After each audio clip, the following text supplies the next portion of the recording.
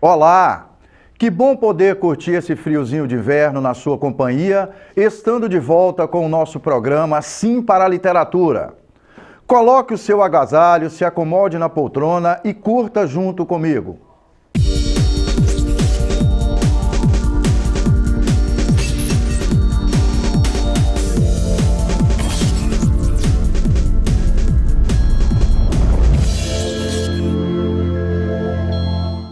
No nosso programa Sim para a Literatura, além de outras informações, temos as colunas Dica de Leitura e Dica de Livro.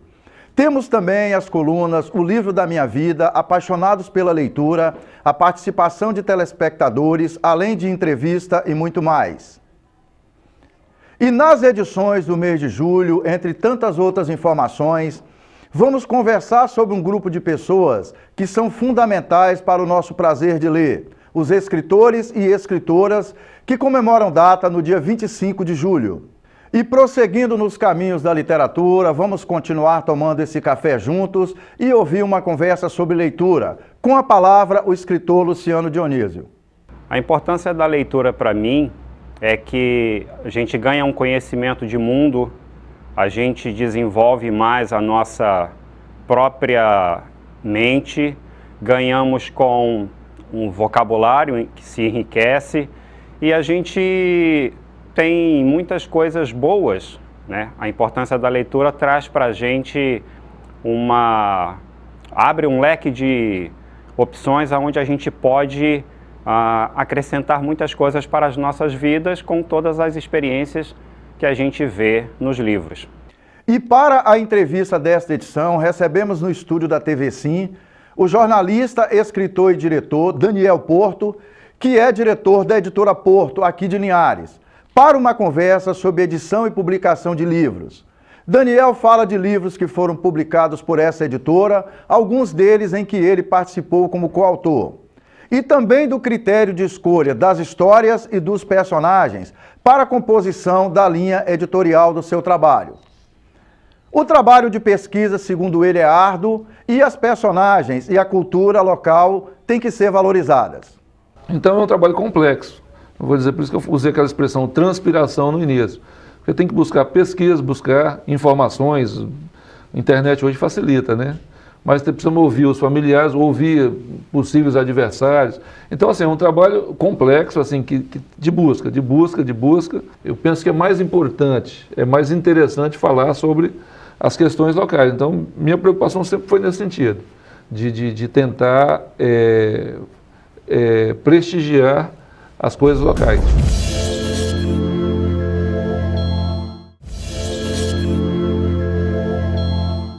Estamos de volta com o nosso programa Sim para a Literatura e é muito bom continuar na sua companhia. E falando muito sobre a experiência bacana que a leitura pode proporcionar, assista comigo o que essa turma de Caratinga, em Minas Gerais, está aprontando. Nossa coluna Dica de Leitura desta edição. Todo mundo sabe que ler é importante, não é verdade? Além de ajudar no ensino, um bom livro transporta a gente para lugares que nem conhecemos através da imaginação. Também ajuda a formar o nosso senso crítico quando conhecemos diferentes pontos de vista e pensamos a respeito. Mas e você? Tá com a leitura em dia? Ano passado eu li em média de 4 livros, porque eu não tive muito tempo, mas esse ano eu pretendo ler mais. Eu gosto muito de ler. Ano passado foi muito pouco, mas esse ano eu acredito que eu tenha me esforçado mais. Eu li mais ou menos uns 9 a 10 livros. Eu tenho o hábito de ler, mas infelizmente o tempo é que rouba muito esse hábito, né? Mas na medida do possível a gente vai lendo.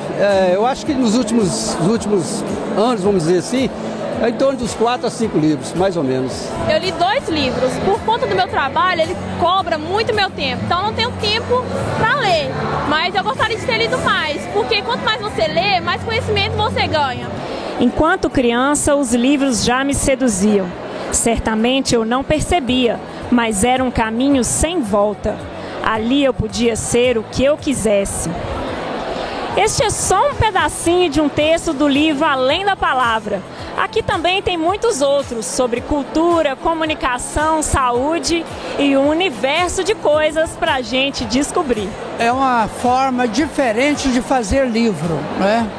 Que várias pessoas, autores, isso acaba incentivando, né, a todos a escrever aquilo que ele tem de melhor para fornecer às pessoas. Para escrever precisa ler. E isso, uma coisa não vive sem a outra.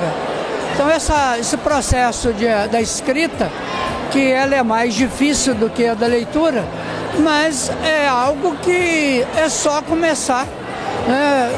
Começar a escrever, vai escrevendo aquilo que você acha que não tem nenhuma importância, depois vai corrigindo. Isso dá um livro.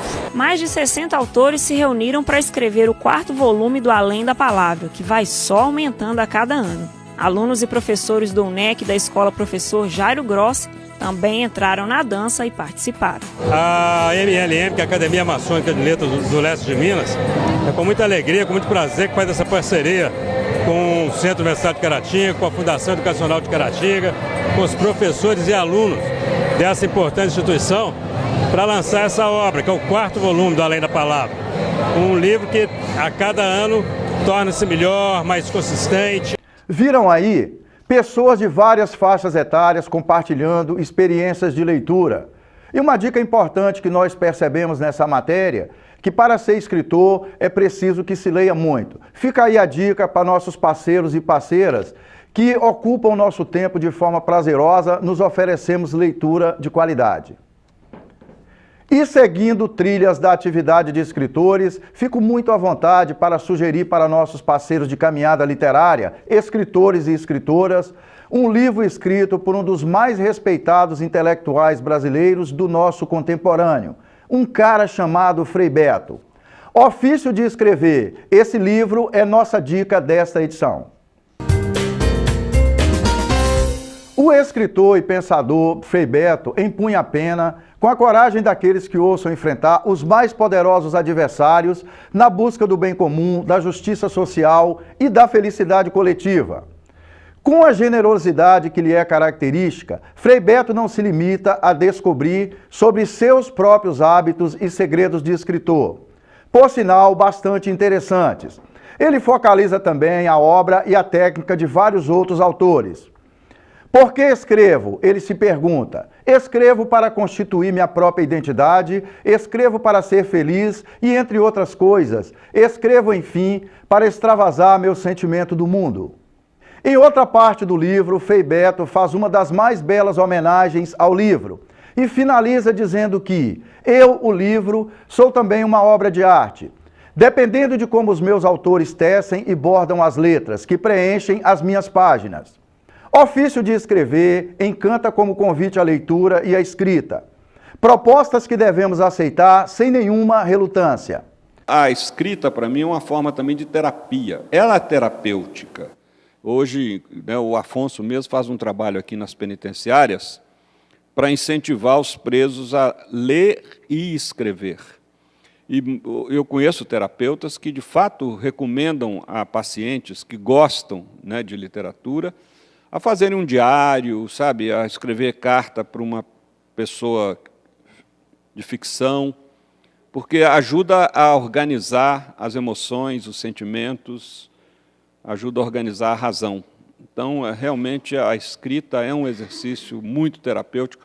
Eu conheço o trabalho do Frei Beto há um tempo, é para mim, um dos pensadores mais respeitados da nossa contemporaneidade. Publicou mais de 50 livros sobre várias temáticas, é um cara que tem práticas de escrita muito bacanas e fica aí como sugestão para cada um de nós procurar conhecer o trabalho do Frei Beto, vale muito a pena. Na nossa coluna Participação de Telespectadores, vamos ouvir escritores falando de alguma das suas práticas de escrita. Acompanhe junto comigo.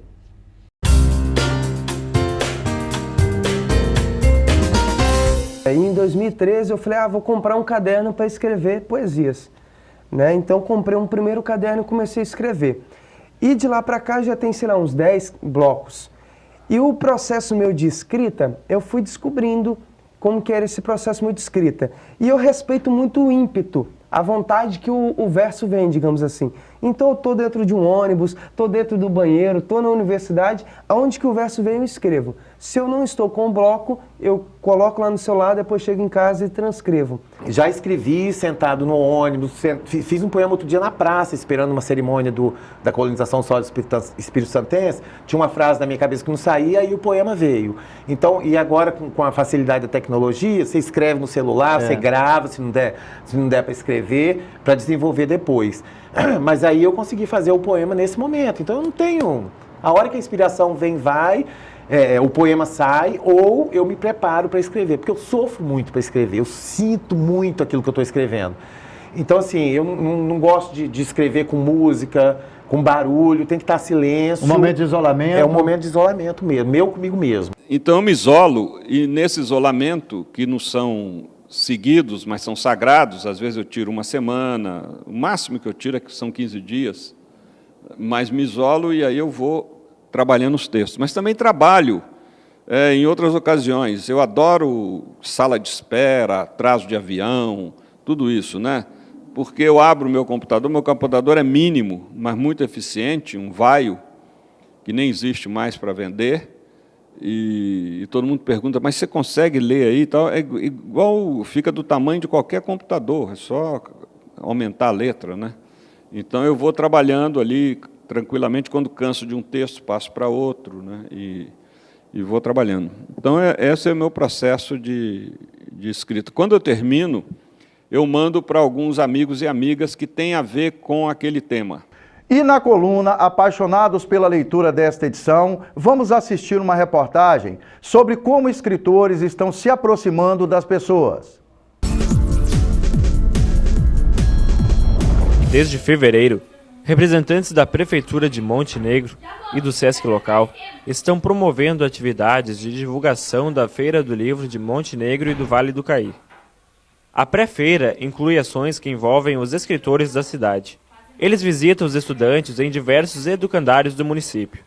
Ontem foi a vez dos alunos do Colégio Estadual Ivo Biller, o CIEP, receberam o escritor J.B. Cardoso. A finalidade principal é convidar esses alunos, conversar com eles a respeito de leitura, da literatura, para que eles se sintam motivados a irem até a feira também, né, a partir de maio. Então os escritores vão falar um pouco da sua obra, veem um pouco o que os alunos estudaram da sua obra e conversam com eles a respeito disso, principalmente fomentar a leitura, né? Para o escritor, a Feira do Livro é movida principalmente pela contribuição dos estudantes.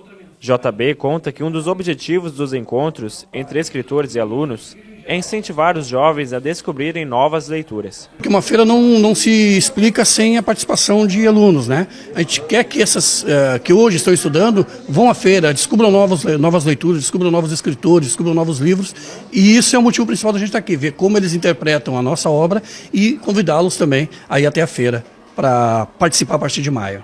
Os alunos do CIEP participaram da palestra fazendo perguntas, dialogando com o escritor e até encenando um dos textos presentes no livro A Mulher do Zagueiro e Outros Contos. A forma como cada pessoa interpreta as histórias chama a atenção de JB. No meu caso, eu vou falar do meu livro, que foi lançado ano passado, né, A Mulher do Zagueiro e Outros Contos, que são 31 histórias. Cada escola, como eu estive semana passada na Etelvino de Araújo Cruz, escola municipal, realiza alguns contos, ou todos, enfim, e o interessante é ver, para o escritor é interessante ver como eles interpretam cada história, né? Quando a gente imagina uma história, a gente tem uma ideia, e quando eles leem, a ideia pode ser outra, a interpretação pode ser outra, e aí é que está o grande barato de tudo, né? Saber que as pessoas leem de forma diferente que a gente escreve.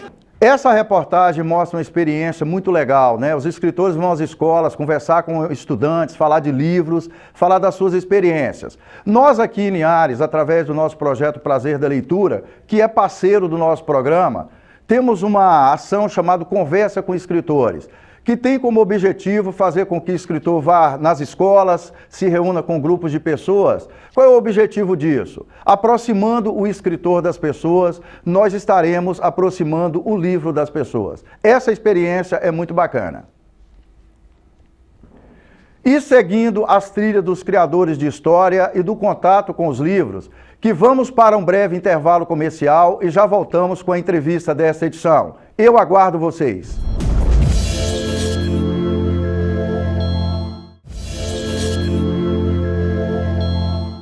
Estamos de volta com o nosso programa Sim para a Literatura e é muito bom continuar na sua companhia. E vamos juntos para a entrevista desta edição com o jornalista, escritor e diretor da Editora Porto. A Editora Porto foi fundada em 1990 aqui em Linhares e já publicou 52 livros de escritores linharenses e de municípios aqui da região norte do Espírito Santo. Já tem muita história para contar. O nosso convidado desta edição, Daniel Porto.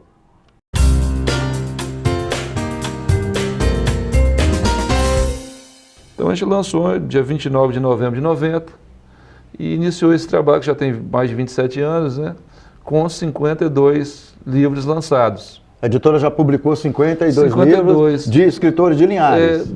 A maioria de Linhares. A maioria de Linhares. Posso até citar alguns assim, muito conhecidos, né?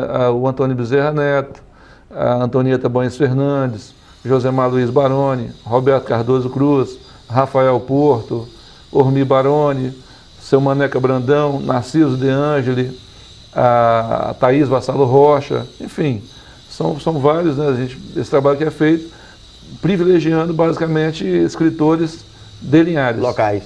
Daniel, a sua experiência como escritor, como é que funciona quando você busca um tema, busca um personagem para fazer biografia? Como é que é a sua prática de escrita? Você escreve todos os dias, você escreve uma vez por semana, é um sábado de manhã, um domingo à tarde? Até para que as pessoas, Daniel, que estão nos assistindo, tenham isso como referência. Como é que é a sua prática de escrita? Na verdade, eu sou jornalista, né, professor Pereira? Atua há 31 anos também como jornalista. Então a gente, querendo ou não, escreve praticamente todo dia, né? Tem que escrever todo dia. Em relação a livros, tem 5, né? Que eu sou coautor de 4 livros e a gente tem esse lançamento agora de 2018. Mais transpiração, né, e orientação para quem está nos acompanhando. Mais transpiração do que inspiração. Evidente que a inspiração é importante.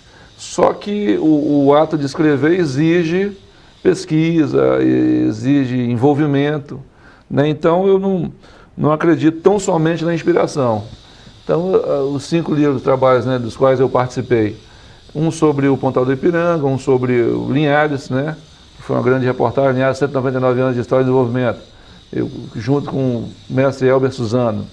O Samuel Batista Cruz foi com o advogado Edson Said, um sobre o Emílio de Macedo Gomes com Altemar Félix, o Pontal, sobre o Pontal com Pedro Roberto Santos, e agora o livro sobre Luiz Durão, né? Então, enfim, são trabalhos assim, que a gente teve que buscar por meio de pesquisas para levantar as informações. Qual é o critério que você tem utilizado? Por exemplo, nós temos alguns livros aqui que você trouxe, o Samuel Batista Cruz, né?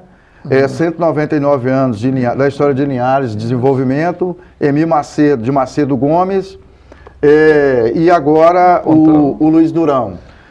Qual é o critério que você tem utilizado para escolher esses personagens? Relevância.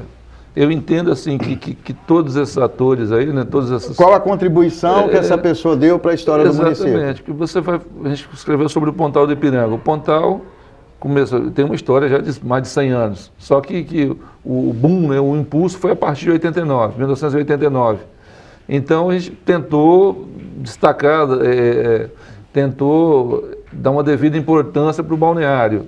O Linhares, 199 anos de história e desenvolvimento, na época foi sucesso total, modéstia à parte, assim, com o mestre Elber. Foi uma grande reportagem que nós fizemos sobre Linhares, com todos os seus aspectos. Como surgiu o município, aspectos econômicos, sociais, artesanato, né, cultura. Então, assim, a gente tentou abranger vários aspectos.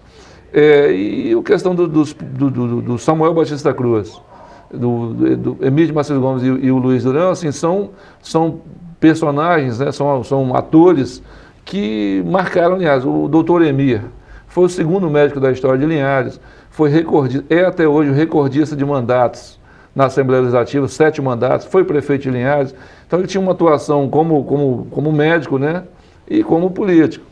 O Samuel Batista Cruz. O Emílio de Macedo, é esse daqui, né, Daniel? Exatamente. Que tem o nome aqui de um dos principais colégios e mais antigos colégios do município, que é chamado de colégio estadual. Muita gente conhece como colégio estadual. São várias, né? Lá em São Rafael também, distrito de São Rafael, lá em Pinheiros. Então, assim, mas enfim, o doutor Emílio de Macedo Gomes marcou a época. Ele foi um político fantástico, um político que querendo ou não, o norte do Espírito Santo, né? Para o Espírito Santo ele tem uma importância muito grande. O mesmo sobre o Samuel Batista Cruz. O Samuel Batista. Eu estava conversando com você mais cedo, professor Pereira. A gente falou que tem um livro do Zuenir Ventura, né, 1968, o ano que não terminou. Aqui, Inés, eu já pensei em escrever um livro, 1976, o ano que não terminou. Por quê? Porque o Samuel Batista, todos os políticos que estão em evidência até hoje, em Linhares... Nos últimos anos da política do município. Nos últimos 42 anos. Participa, de uma forma ou de outra, partiram. A raiz é o Samuel. Você observa assim, nas eleições de 76, ele lançou o Luiz Durão para vice-prefeito, o Zé Carlos Elias, sobrinho dele, para vereador, o Amantino Pereira para vereador.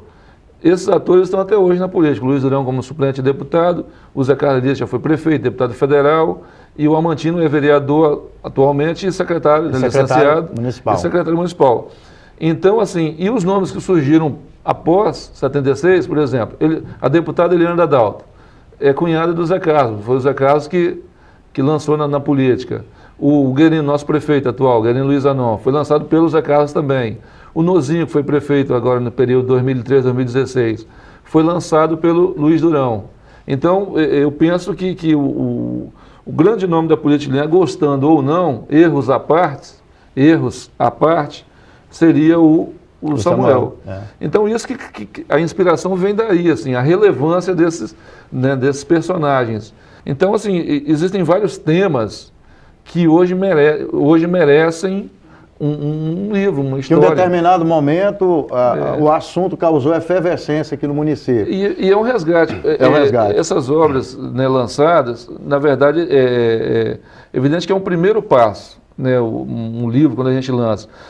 Cabe aí né, de repente, se você quer escrever sobre esse tema depois, evidentemente que você vai aproveitar alguma coisa, digamos, do que eu escrevi e vai aprofundar. Então, assim, a obra também não é completa, não é acabada. Nós não tivemos o assunto não encerra ali. Nós não tivemos essa pretensão. Mas pelo menos um registro foi feito e a partir daí, quem quiser aprofundar, parabéns, a gente torce para que isso aconteça. Daniel, eu vou voltar ainda nessa conversa nossa a falar, eu queria que você falasse um pouco mais das suas práticas de escrita, como é que você faz a pesquisa sobre o biografado, qual é o contato, como é que você faz o contato com os familiares. Mas antes disso, vamos aproveitar a oportunidade. Luiz Durão, uma história de sucesso. Eu queria que você falasse para o nosso telespectador que importância que tem esse livro aí para a história de Linhares, Daniel. Dentro daquela linha que a gente falou, a gente estava conversando anteriormente, né, sobre o doutor Emílio de Macedo Gomes, sobre o Samuel Batista Cruz, o Luiz Durão, a gente tem que analisar vários aspectos da vida dele. Me impressionava muito na década de 70, porque eu era garoto, e ele já era conhecido em Linhares, antes de mexer ingressar na política. Ele já era um empresário, começou no meio rural, com o pai, com a família, né? Depois ele partiu para o lado empresarial, inaugurou um posto de combustíveis, com a bandeira S, deixa eu fazer uma propaganda, e depois adquiriu concessionárias da Fiat Caminhões em Linhares, em Itabuna. Enfim, eu digo assim, então o Luiz Durão aí investiu em terras, Fazenda São José, na época, a terra em Linhares era muito barata, né? Então, assim, o Luiz Durão não vejo só a questão política, né? Eu vejo esse lado dele... Do empresário. Do empresário, no meio rural, pecuária, gado de corte, os investimentos que ele fez. Enfim, eu penso que ele tem uma história bonita, independentemente de política. Talvez em razão desse lado, desse carisma dele, ele acabou sendo convidado para ingressar na política, ingressou em 1976 e aí construiu uma trajetória também, o professor Pereira, muito bacana, independentemente de simpatia ou não pelo político. Mas ele foi vice-prefeito de Linhares, ele foi prefeito de Linhares 2 vezes, foi deputado federal 2 vezes, foi deputado estadual 2 vezes, foi o primeiro administrador de Rio Bananal, quando o Rio Bananal se emancipou em em 14 de setembro de 1979. Então ele tem toda uma história. E Coisas em Linhares, nós temos 5 bairros. Assim, o bairro São José, bairro o Pontal do Ipiranga, que surgiram, assim, ele ajudou a viabilizar. O Pontal foi quando ele foi prefeito pela segunda vez, em 89, que ele criou aquele loteamento, começou a distribuir lotes e impulsionar aquele balneário. Então, o Micarense foi uma festa, e até então no Espírito Santo não conhecia assim, um carnaval fora de época com aquela pujança, né? Então ele tem assim, várias histórias bacanas no meio rural, na questão do meio empresarial e político. Então eu pensei assim, considerando a relevância, que merecia esse registro. Aí iniciamos esse trabalho, tem mais de um ano, buscando informações, né, fazendo pesquisas, né, ouvindo as pessoas. Aqui, esse livro tem 49 depoimentos. Pois é, aí é exatamente, Daniel, onde eu queria chegar para a gente finalizar esse encontro. Eu queria que você falasse para o nosso telespectador, até porque pessoas que nos assistem, tem jovens, tem adultos que têm a ambição de escrever. Uhum. E a gente sabe que fazer biografia é um exercício diferente, por exemplo, de você construir personagens fictícios, né? De quem escreve um romance. Para nosso telespectador, essas lideranças aqui de Linhares que você biografou, como é que foi essa prática? Contato primeiro com a família, você acertou primeiro os detalhes com o próprio biografado? Como é que foi isso, Daniel? É um trabalho independente, assim. Acho que a experiência do doutor Emir mesmo, foi com até o Altemar Félix, foi o coautor, né? Nós fizemos o trabalho junto. Você tem que buscar todas as informações, né? Nós pegamos a votação dele para prefeito de Linhares em 1954. As 7 eleições que ele venceu para deputado estadual, né? 58, 62, 66, 70 e até 80. Ele finalizou o último mandato em 1987. Então você tem que estar buscando, além do contato com os familiares, não só familiares, com contemporâneos. Ciclo de relacionamento social. Então é um trabalho complexo. Eu vou dizer, por isso que eu usei aquela expressão transpiração no início. Porque tem que buscar pesquisa, buscar informações. A internet hoje facilita, né? Mas precisamos ouvir os familiares, ouvir possíveis adversários. Então, assim, é um trabalho complexo, assim, de busca. Caros telespectadores, foi um prazer e um sinal de prestígio contar com a sua audiência nesta edição do nosso programa Sim para a Literatura. Para que vocês tenham acesso às edições anteriores e aos vídeos do programa, acesse youtube.com/Sim para a Literatura. Entre em contato conosco através do e-mail simparaliteratura@gmail.com. Agradecemos a sua audiência em Vitória e Grande Vitória através do canal 20 da TV RCA. Saudações poéticas e literárias e muito obrigado.